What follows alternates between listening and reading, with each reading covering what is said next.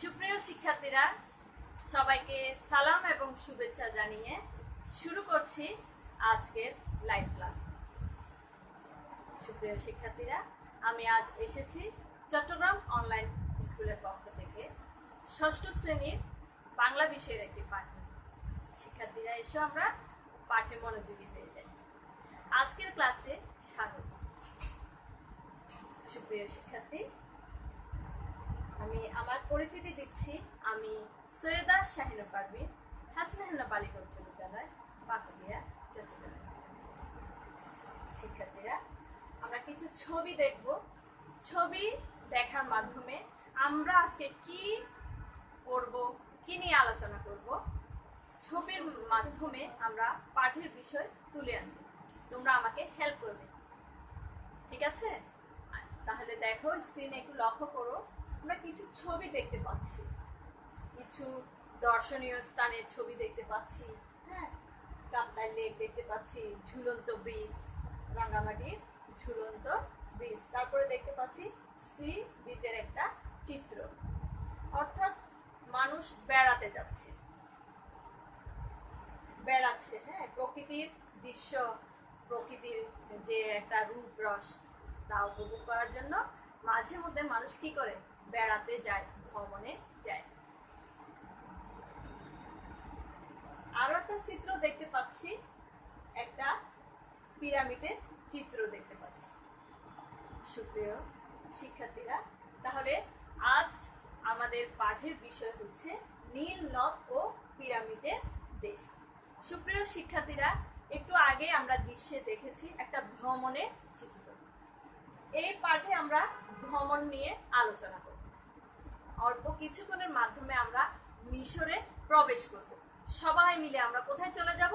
মিশরে। মিশরে আমরা পাঠের মাধ্যমে, হ্যাঁ, মানে পাঠের মাধ্যমে আমরা আস্তে আস্তে আস্তে কোথায় ঢুকে যাব? মিশরে ঢুকে যাব।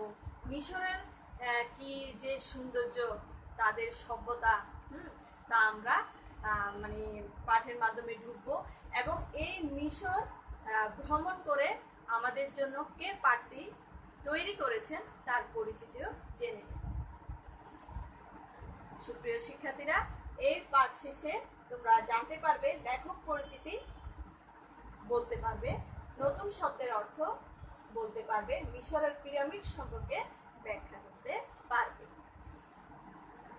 সুপ্রিয় শিক্ষার্থীরা, তাহলে আমাদের জন্য নীল নদ, মিশরের দেশ, হ্যাঁ, এটা কে লিখেছেন আমরা তার পরিচয় একটু জেনে নিই। লেখক হচ্ছেন সৈয়দ মুস্তফা। তিনি জীবনে অনেক দেশে ভ্রমণ করেছেন। উনি মিশর যে ভ্রমণ করেছেন, আজকে আমরা তার পাঠটি করতে যাচ্ছি। তিনি জন্মগ্রহণ করেছেন 1940 সালের আসামের করিমগঞ্জে। উল্লেখযোগ্য গ্রন্থ স্বপ্ন, দেশে বিদেশে, চাচা কাহিনী, জলে ডাঙ্গায়। তিনি মৃত্যুবরণ করেছেন 1974 সালে। সুপ্রিয় শিক্ষার্থীরা, মিশরে দেখি কি কি আমাদের জন্য বার্তা নিয়ে আসছে, আমরা আজ তা আলোচনা করব। এর আগে আমরা কিছু নতুন শব্দের অর্থ জেনে নিই। আবঝাপ, গিজ গিজ, ঠাসাঠাসি, অর্থাৎ যেখানে খুব গ্যাঞ্জাম। কবি, এখানে লেখক তার ভাষায় আবঝাপ লিখেছেন, অর্থাৎ গিজ গিজ করা। হ্যাঁ, তারপরে ঠাসাঠাসি। ক্যারাভান মানে কাফেলা। আমরা যখন পাঠে যাব তখন ক্যারাভান শব্দের অর্থটি পাবো। এটা আমাদের জন্য একটা নতুন শব্দ। তারপরে কীর্তি স্তম্ভ, মহৎ অবদান স্মরণে নির্মিত সৌধ। যে সমস্ত কিছু আমাদের সভ্যতার মধ্যে আছে, সপ্তাহ আশ্চর্যের মধ্যে, তার মধ্যে মিশর আমরা দেখতে পাবো পিরামিড। হ্যাঁ, অর্থাৎ মহৎ অবদান স্মরণে যারা নির্মিত বিভিন্ন সভ্যতা রেখে গেছেন, কীর্তিমান করেছেন, এগুলো আমরা জানি। এরপরে দেখতে পাচ্ছি চন্দ্রাস্ত। সাধারণত আমরা সূর্যাস্তর সাথে পরিচিত, এখন দেখতে পাচ্ছি চন্দ্রাস্ত, অর্থাৎ চাঁদের অস্ত যাওয়া। খুব অপরূপ একটা দৃশ্য। যে উপভোগ করেছ সে নিশ্চয় বলতে পারবে যে চন্দ্রের যে অস্ত্র অনেক মানে মানে শ্রুতি মধুর। হ্যাঁ, মানে দেখার যে সৌন্দর্য, শ্রুতি মধুর বলবো না, দেখার যে অপরূপ পলকের সৌন্দর্য, এটা সচক্ষে দেখলে বুঝতে পারবে। তারপরে ক্যাবারে অর্থাৎ নাচ ঘরে। সাধারণত আমরা নাচ ঘর বুঝি, ক্যাবারে শব্দটা আমাদের জন্য নতুন। তো লেখক এখানে মিশরের যে ভাষায় তারা বলে ক্যাবারে, সেটা বুঝিয়েছে। তারপরে দেখো মমি, কৃত্রিমভাবে সংরক্ষিত মৃতদেহ। আমরা পাঠেই জানতে পারবো। শিক্ষার্থীরা, পাঠ শুরুর আগে আমি একটু বলে নিই, আজ যেহেতু আমাদের গল্পটা একটু বড়, আমি প্রথম পর্ব নিচ্ছি, দ্বিতীয় পর্ব অন্য একটি ক্লাসে নিব। তো দেখো এখানে কৃত্রিমভাবে সংরক্ষিত মৃতদেহ বলতে মিশরে তাদের একটা ধারণা ছিল মৃত্যুর পরে তারা আবার যে জীবিত হবে, তাদের শরীর ক্ষয় হতে দেওয়া যাবে না। তো সেই সুবাদে তারা মনে করতো যে মৃত্যুর পরে তারা যখন কি মানে পুনর্জীবন হবে, তখন তাদের দেখা যেন আগের মতোই থাকে। তো তারা কৃত্রিমভাবে কি করতো, মমি করে মৃতদেহকে মমি করে রাখতো। সুপ্রিয় শিক্ষার্থীরা, তোমরা দেখতে পাচ্ছ, স্ক্রিনে দেখতে পাচ্ছ আমি গল্পটি পড়ব। তোমরা একটু মনোযোগ দিয়ে স্ক্রিনে লক্ষ্য করো এবং দেখার চেষ্টা করো। শিক্ষার্থীরা, আমরা দেখতে পাচ্ছি সন্ধ্যের দিকে জাহাজ সুয়েজ বন্দরে পৌঁছল। সূর্যাস্তের সঙ্গে সঙ্গে নীল, ঘন নীলাকাশ কেমন যেন সূর্যের লাল আর নীল মিলে বেগুনি রং ধারণ করছে। মধ্যসাগর থেকে 100 মাইল পেরিয়ে আসছে মন্দমধুর ঠান্ডা হাওয়া। সূর্য অস্ত গেল, মিশর মরুভূমির পিছনে সোনালি বালিতে সূর্য রশ্মির প্রতিফলিত হয়ে সেটা আকাশের বুকে হানা দেয় এবং ক্ষণে ক্ষণে ক্ষণে সেখানকার রং বদলাতে থাকে। তার একটা রং ঠিক চেনা, কোন জিনিসের রং সেটা বুঝতে না বুঝতে সে রং বদলে গিয়ে অন্য জিনিসের রং ধরে ফেলে। আমরা বন্দর ছেড়ে মরুভূমিতে ঢুকে গিয়েছি। পিছনে তাকিয়ে দেখি শহরের বিজলি বাতি ক্রমে নিষ্প্রভ হয়ে আসছে। সুপ্রিয় শিক্ষার্থীরা, লেখক এখানে শুরুতেই বলেছেন সন্ধ্যের দিকে সুয়েজ খালের বন্দর পৌঁছল। আমরা দেখে নিই সুয়েজ খাল অর্থাৎ কবি যখন মিশরে প্রবেশ করছেন, তখন মানে যে মোটর গাড়ি করে যাচ্ছেন, তখন এটা মানে যেতে যেতে যেতে অনেক সন্ধ্যা হয়ে গিয়েছিল। তখন এই সুয়েজ বন্দরে কবি যখন পৌঁছলেন, তখন প্রায় সন্ধ্যা হয়ে গিয়েছিল। আমরা স্ক্রিনে দেখতে পাচ্ছি সুয়েজ বন্দর। এরপরে শিক্ষার্থীরা, আমরা দেখতে পাচ্ছি লেখক এখানে বলেছেন ওই যে সন্ধ্যা ঘনিয়ে আসলো, মানে সূর্যের যে রশ্মি, মানে যেহেতু এটা মরুভূমি ছিল, মরুভূমিতে সূর্যের রশ্মি যখন মানে বালির উপর পড়লো, তখন ক্ষণে ক্ষণে আকাশের রং পাল্টাতে লাগলো। মানে এই রংটা কিরকম সেটা মানে বলার আগে, বুঝার আগে আরেকটা রং চলে আসছে। ওই আরেকটা রংটা কিরকম, এটা বেগুনি না লাল না নীল সবুজ ম্যাজেন্টা, এটা ভাবতে ভাবতে বলতে বলতে আরেকটা রং ধারণ করছে। এভাবে আরো একটা রং ধারণ করছে।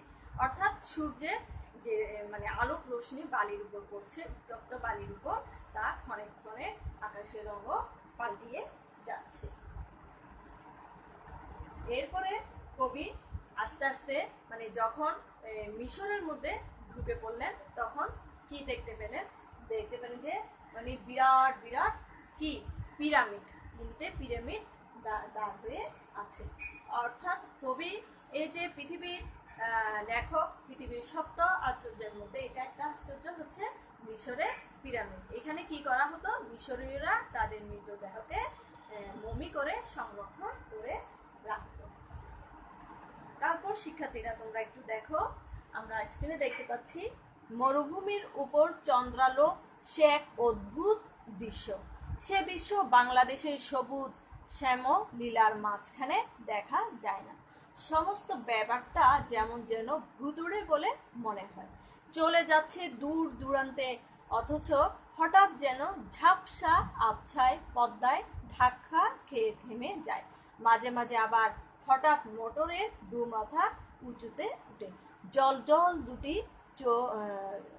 দুটি ছোট্ট সবুজ আলো। এইগুলো কি ভূতের চোখ নাকি? লেখক ভাবছে।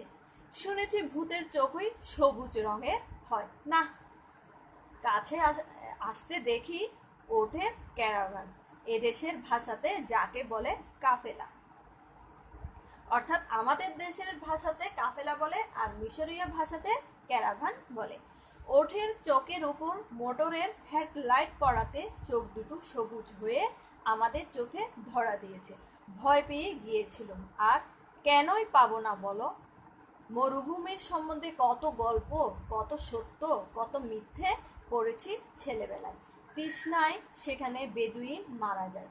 মৃত্যু থেকে নিষ্কৃতি পাওয়ার জন্য বেদুইন তার পুত্রের চেয়ে প্রিয়তর উটের গলা কাটে, উটের জমানো জল খায় প্রাণ বাঁচানোর জন্য।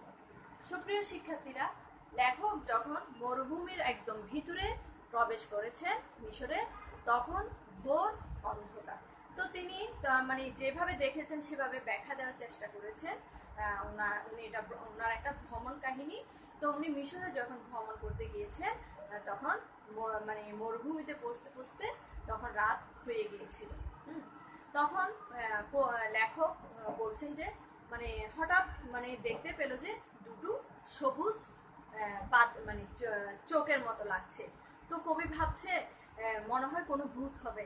মানে ছোটবেলায় গল্প করেছি, হ্যাঁ, কত ভূতের গল্প করেছি, মানে ওই গল্পের মধ্যে ছিল ভূতের চোখ কিন্তু সবুজ হয়। তো কবি বলতেছে মনে হয় ভূত টুত হবে। লেখক বলেছেন মনে হয় ভূত হতে পারে। আবার নিজে নিজে বলছেন তো মানে ভূত কেন হবে। আরো যখন গাড়ি মানে কাছে গেল, ওটের কাছে গেল, তখন মানে লেখক বুঝতে পারলো যে এটা হচ্ছে ওটের কাফেলা যাচ্ছে। হ্যাঁ, ওটের উপর চড়ে কাফেলারা মানে যাচ্ছে। তখন মানে লেখক বুঝতে পারলো যে এইগুলো ছিল যে কিসের চোখ? ওটের চোখ। অর্থাৎ মানে এই গাড়ির লাইট, হেডলাইটের মানে মানে ফোকাস করাতে ওই অন্ধকারে চোখ দুটোই শুধু জ্বলছিল, ওই চোখগুলোকে সবুজ দেখাচ্ছিল। তাই মানে লেখক এখানে এটাই বললো যে ছোটবেলায় তো ভূতের গল্প পড়েছি, মনে হয় ভূতের চোখ হবে। পরে এটা মানে লেখক কাটিয়ে এসেছেন, উনি সচক্ষে দেখতে পেলেন যে ভূতের চোখ। তো বেদুইনরা সেখানে, যেহেতু মরুভূমি, ওখানে পানির সংকট রয়েছে, তো বেদুইনরা তো দেশে দেশে ঘুরে বেড়াতো, তারা হচ্ছে যাযাবর। তো তারা মানে ওটকে তাদের নিজের সন্তানের চেয়েও বেশি ভালোবাসত। তৃষ্ণায় যখন কাতর হয়ে যেত, তখন কি করতো, তারা উটকে কেটে, উটের গলা কেটে তারা মানে ওটের মানে পেটের ভিতরে একটা থলি আছে, পানি, ওখানে পানি জমা থাকে, ওই পানিগুলা পান করত। কবি এই ভ্রমণ কাহিনীতে যে বার্তা আমাদেরকে দিল, এতটুকু আমরা পড়লাম। দেখা যাক পরের স্লাইডে, মানে পরের প্যারায় কবি আমাদের জন্য আর নতুন কি বার্তা নিয়ে আসেন। তো শিক্ষার্থীরা, এখানে কবি যখন মরুভূমিতে ঢুকলো, তখন দেখতে পেল যে একদম ঠিক মানে পিরামিডের পেছনে প্রায় কি যাচ্ছে, চন্দ্র অস্তমিত হতে যাচ্ছে। অর্থাৎ অনেক গভীর রাত তখন হয়ে গিয়েছিল, স্ক্রিনে আমরা দেখতে পাচ্ছি। তারপরে আমরা আমাদের গল্পে বলেছিলাম ওটের কাফেলা যাচ্ছে। এটা একটা ওটের কাফেলা। এই মানে অন্ধকার মানে রাতে যখন মানে লাইটের পাওয়ারটা উটের মধ্যে পড়েছিল, চোখে পড়েছিল, তখন তা সবুজ দেখিয়েছিল। শিক্ষার্থীরা, এখন আমরা তৃতীয় পার্টে যাচ্ছি। দেখি কবি লেখক আমাদের জন্য কি বলছেন। জাহাজে চড়ার সময় কি কল্পনা করতে পেরেছিলুম জাহাজে চড়ার সঙ্গে সঙ্গে ফটকে মরুভূমির ভিতর দিয়ে চলে যাব। কতক্ষণ ঘুমিয়েছিলুম মনে নেই। যখন মোটরের হঠাৎ একটুখানি জোর ঝাঁকুনিতে ঘুম ভাঙল, তখন দেখি চোখের সামনে সারি সারি আলো। কায়রো পৌঁছে গিয়েছি। শহরগুলিতে ঢুকলাম, খোলা জানালা দিয়ে সারি সারি আলো দেখা যাচ্ছে। এই শহরতলিতেই কত না রেস্তোরাঁ, কত না ক্যাফে খোলা, খদ্দরে খদ্দরে গিজ গিজ করছে। রাত তখন 11টা। আমি বিস্তর বড় বড় শহর দেখেছি, কায়রোর মতো নিশাচর শহর কোথাও চোখে পড়েনি। কায়রোর রান্নার খুশবাইয়ে রাস্তা মোমো করছে, মাঝে মাঝে নাকে এসে এমন ধাক্কা লাগায় যে মনে হয় নেমে পড়ে এখানে চারটি খেয়ে যায়। অবশ্য রেস্তোরাঁগুলো আমাদের পাড়ার দোকানের মতো নোংরা। সবাই নিকটতম রেস্তোরাঁয় হুড়মুড় করে ঢুকলাম, কারণ সবাই তখন ক্ষুধায় কাতর। তড়িঘড়ি তিনখানি ছোট ছোট টেবিল এক জোড় করে চেয়ার সাজিয়ে আমাদের বসবার ব্যবস্থা করা হলো।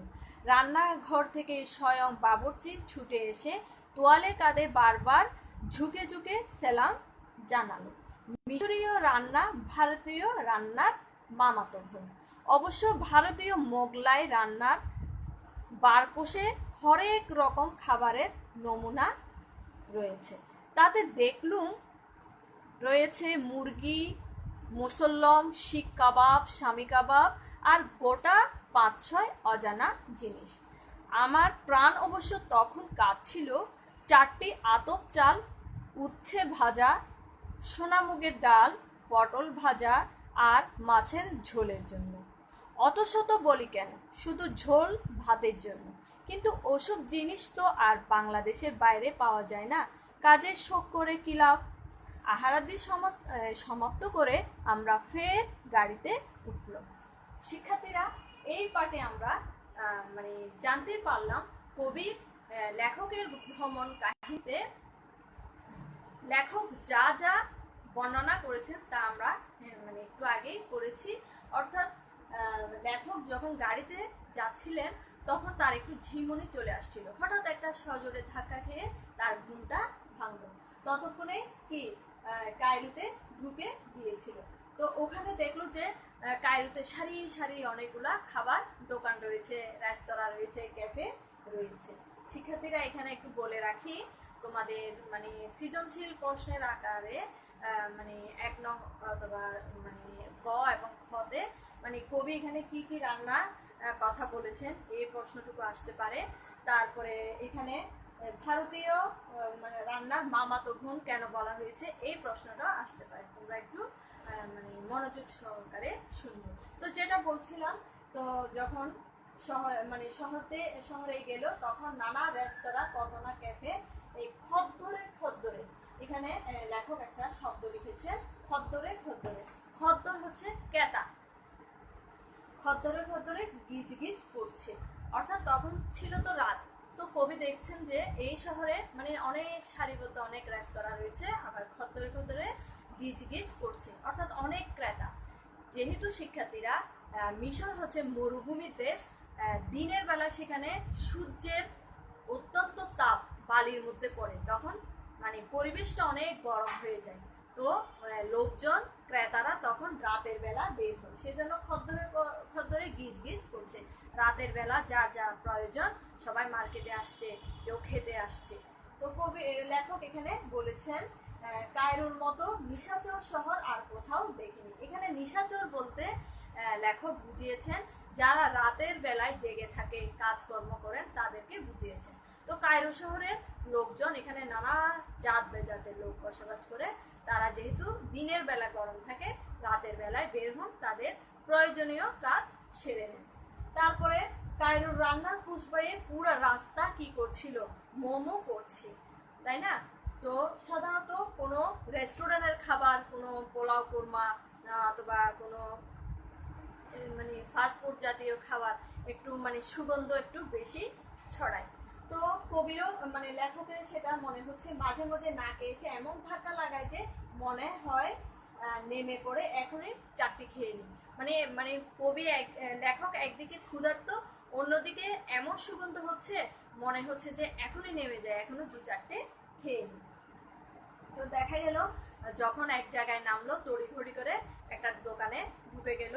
ওখানে ঢুকে 3টা টেবিলকে একসাথে করে সবাই কি খেতে বসলো। খেতে গিয়ে লেখক বর্ণনা করেছেন মিশরীয় রান্না ভারতীয় রান্নার মামাতো বোন। শিক্ষার্থীরা, লেখক সৈয়দ মুজতবা আলী বিভিন্ন দেশে ঘুরে বেড়াতেন, বিভিন্ন দেশের রান্নার স্বাদ তিনি নিয়েছেন, তাই উনি বলতে পারছেন যে কোন রান্নার সাথে কোন রান্নার মিল রয়েছে। অর্থাৎ ভারতীয় রান্নার তাদের যে উপকরণ দিয়ে তারা রান্না করে, তাদের যে রান্নার যে একটা স্বাদ, সেটা হচ্ছে এই মিশরীয় রান্নার স্বাদের সাথে অনেকটা মিল রয়েছে। তাই লেখক মানে নির্দিষ্ট করে বলতে পারছেন যে ভারতীয় রান্নার সাথে মিশরীয় রান্নার মিল রয়েছে। এখানে মামাতো বোন বলতে মানে একটা মিলের কথা বলা হয়েছে। তারপরে দেখতে মানে লেখক দেখতে পেল যে সেখানে কি রয়েছে, মুরগি মসুলুম, এক ধরনের মুরগির রেসিপি। তারপরে শিক কাবাব, স্বামী কাবাব, আরো গোটা 5-6 অজানা জিনিস, আরো কিছু অজানা জিনিস রয়েছে যেটা কবি নাম বলতে পারেননি, অর্থাৎ মিশরীয়দের একটা রেসিপি। তারপরে কবির এতই বেশি মানে লেখকের খিদা লেগেছে, মানে এগুলো খেতে ইচ্ছা করছে না। কবি লেখকের নিজ দেশের যে ভাত, সেটা আতপ চালের মানে স্বাদ, সে স্বাদটা নিতে ইচ্ছা করছে এবং আরও নিতে ইচ্ছা করছে। শিক্ষার্থীরা, এই লাইনটা কিন্তু তোমাদের জন্য ইম্পর্টেন্ট। মানে কবির লেখকের মনে কি কি খেতে ইচ্ছা করেছিল, উনি বলেছিল 4টে আতপ চাল, উচ্ছে ভাজা, অর্থাৎ উচ্ছে ভাজা হচ্ছে করলা ভাজা, তারপরে সোনামুগের ডাল, পটল ভাজা এবং মাছের ঝোল খেতে ইচ্ছে করছিল। তো ওই মিশরীয় মানে ওখানে মিশরে তো আর বাংলাদেশের রেসিপিগুলো থাকবে না, তো এগুলা মানে কবি নিজেকে নিজে বলছেন, এগুলা মনে করে মানে আর লাভ কি হবে। তারা কি করলো, তাড়াতাড়ি করে আহার সেরে আবার গাড়িতে উঠে পড়লো। শিক্ষার্থীরা, আমরা দেখতে পাচ্ছি লেখক যেখানে খেতে বসেছেন তার একটু মানে চিত্র দিয়ে বোঝানোর চেষ্টা করেছি। রেস্তোরাঁ এইভাবে মানে টেবিল 3টা জোর করে তারা খেতে বসেছিল। তারপরে বিভিন্ন ধরনের মিশরীয় খাবার তারা দেখতে পেয়েছিল, মানে পাঠ্য বইয়ের আলোকে তা বর্ণনা করা পেয়েছে। তারপর আরো দেখতে পাচ্ছি অনেকগুলা মজার খাবার। এই মুহূর্তে শিক্ষার্থীরা, তোমাদেরও খেতে ইচ্ছে করছে না, বাসায় খেয়ে নিই, ঠিক আছে। তারপরে দেখো, তোমাদেরকে একক কাজ দিচ্ছি। লেখক মিশরের শহর তলিতে ঢুকার সময় কি কি দেখতে পেয়েছিল। আমরা গল্পের মধ্যে তা পড়ে নিয়েছি, পাঠ্য বইয়ের সহায়তা নিয়ে প্রশ্নের উত্তরটি লিখে নিই। শিক্ষার্থীরা, আমরা আরেকটু দেখি কবি মানে এই আমরা প্রায় গল্পের মাঝামাঝি চলে আসছি, কি বলতে চেয়েছেন লেখক তা আমি পড়ে শোনাচ্ছি। মোটর গাড়ি বড্ড তাড়াতাড়ি চলে বলে ভালো করে সবকিছু দেখতে পেলুম না, কিন্তু এইবার চোখের সামনে ভেসে উঠল অতি রমণীয় এক দৃশ্য, নীল নদ। চাঁদের আলোতে দেখছি নীলের উপর দিয়ে চলছে মাঝারি ধরনের খোলা মহাজনী নৌকা। হাওয়াতে হাত হয়ে তেকোনা পাল পেটুক ছেলের মতো পেট ফুলিয়ে দিয়ে ভয় হয়, আর সামান্য একটুখানি জোর হাওয়া বইলে হয় পালটা এক ঝটকায় চৌচির হয়ে যাবে, নয় নৌকাটা পিছনে ধাক্কা খেয়ে গোটা 2.5 ডিগবাজি খেয়ে নীলের অতলে তলিয়ে যাবে। এই নদের জল দিয়ে এদেশের চাষ হয়। এই নীল তার বুক ধরে সে চাষের ফসল মিশরের সর্বত্র পৌঁছে দেয়। পিরামিড পিরামিড পিরামিড, চোখের সামনে দাঁড়িয়ে 3টে পিরামিড। এই 3টি পিরামিড পৃথিবীর সবচেয়ে পুরনো কীর্তিস্তম্ভ। যুগ যুগ ধরে মানুষ এদের সামনে দাঁড়িয়ে বিস্তার জল্পনা কল্পনা করছে, দেয়ালে খোদাই এদের লিপি উদ্ধার করে এদের সম্বন্ধে পাকা খবর সংগ্রহ করার চেষ্টা করছে। মিশরের ভিতরে বাইরে আরও পিরামিড আছে, কিন্তু গিজে অঞ্চলে যে 3টি পিরামিডের সামনে আমরা দাঁড়িয়ে আছি সেগুলো ভুবন বিখ্যাত পৃথিবীর সপ্তাশ্চর্যের অন্যতম। শিক্ষার্থীরা, এই মানে পাঠে গল্পে আমরা যা পড়লাম, মানে লেখক বলতে চেয়েছেন পিরামিডের সামনে যখন গেল দেখতে পেল 3টা পিরামিড মাথা উঁচু করে দাঁড়িয়ে আছে। তারপরে বন্দর, তারপরে মানে শিক্ষার্থীরা, কবি লেখক বুঝাতে চেয়েছেন এই যে পিরামিড মানে পৃথিবীর যে সপ্ত আশ্চর্যের মধ্যে একটা হচ্ছে মিশরের পিরামিড। এই পিরামিড সামনে থেকে দেখলে বোঝা যায় না যে এটা কতটুকু উচ্চতা। হ্যাঁ, এটা প্রায় কি 500 ফুট উচ্চতা। এটা 3 ত্রিকোণাকৃতি হয়ে এসে গিয়েছে। তো আমরা পরের পাঠে আরো বিস্তারিত জানবো শিক্ষার্থীরা। এই পাঠে এতক্ষণ যা পড়লাম সেটা হচ্ছে তার একটু পাঠ মূল্যায়নে যদি আমরা যাই, মানে কিছু প্রশ্ন রেখেছি। সন্ধ্যার দিকে জাহাজ কোন বন্দরে পৌঁছলো, আমরা শুরুতেই পড়ে নিয়েছি কোথায় পৌঁছলো। তারপরে মরুভূমির উপর চন্দ্রালোকের কোন ধরনের দৃশ্য লেখো দেখতে পেলে। পরের প্রশ্ন, মিশরের রাজধানীর নাম কি? মিশরীয় রান্না ভারতীয় রান্নার মামাতো বলতে লেখক কি বোঝাতে চেয়েছেন। সর্বশেষ প্রশ্ন, খদ্দের বলতে কি বুঝো? তোমরা প্রত্যেকটি প্রশ্নের উত্তর পারবে। সুপ্রিয় শিক্ষার্থীরা, এতক্ষণ পাঠে মনোযোগী ছিলে। বাড়ির কাজ তুলে নাও তোমাদের খাতায়। পাঠ্য বইয়ের 1 নং সৃজনশীল প্রশ্নের উত্তর লিখবে। অর্থাৎ এতটুকু পর্যন্ত আমরা যা পড়লাম, তোমরা পাঠ্য বইয়ের 1 নং সৃজনশীল প্রশ্নের উত্তরটা তোমরা লিখতে পারবে। সুপ্রিয় শিক্ষার্থীরা, সবাই সুস্থ থাকো, ভালো থেকো। আগামীতে ইনশাল্লাহ আবার দেখা হবে। আল্লাহ হাফেজ।